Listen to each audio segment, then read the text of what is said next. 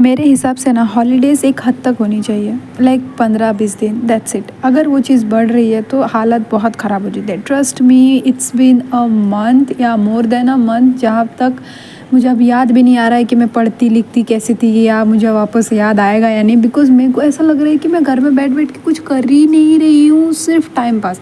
11 साढ़े 11 बजे मैं उठी, मैं वापस ब्रेकफास्ट करूँगी, मैं सो जाऊँगी, कोई प्रोडक्टिविटी नाम का चीज़ ही नहीं है। और ये चीज़ इतनी गिल्ट दे रही है मुझे, इतनी गिल्ट दे रही है, लाइक लिटरली ना मैं ठीक से खा रही हूँ, ना मैं ठीक से कुछ कर रही हूँ। पढ़ाई लिखाई तो अभी बंद हो चुकी है बिकॉज वेकेशन स्टार्ट है, और इस चीज़ का अलग गिल्ट हो रहा है कि अभी जाके हम थर्ड ईयर में होने वाले हैं, कितनी प्रेशर आएगी, ये वो सब मिल के ना दिमाग का दही हो चुका है। एंड द मौसम, ये मौसम में ना उल्टा सीधा ओवर थिंकिंग इतनी करने पे मजबूर कर देती है दिमाग। And then I feel like crying without any reason. आज सुबह से मेरा ऐसा ही हो रहा था, लाइक मुझे कुछ भी ठीक नहीं लग रहा था।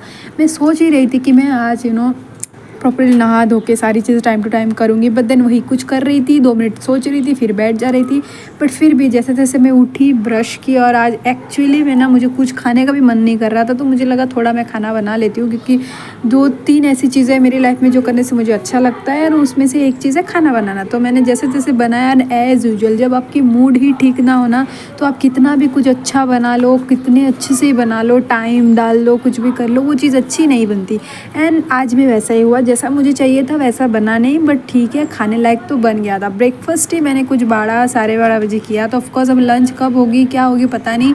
जैसा मैंने बोला, आज एक्चुअली ट्यूसडे था, मुझे हनुमान चालीसा हर दिन पढ़ना है, मैंने ये चीज़ ठानी थी, बट अभी वेकेशन में ये भी छूट रही है।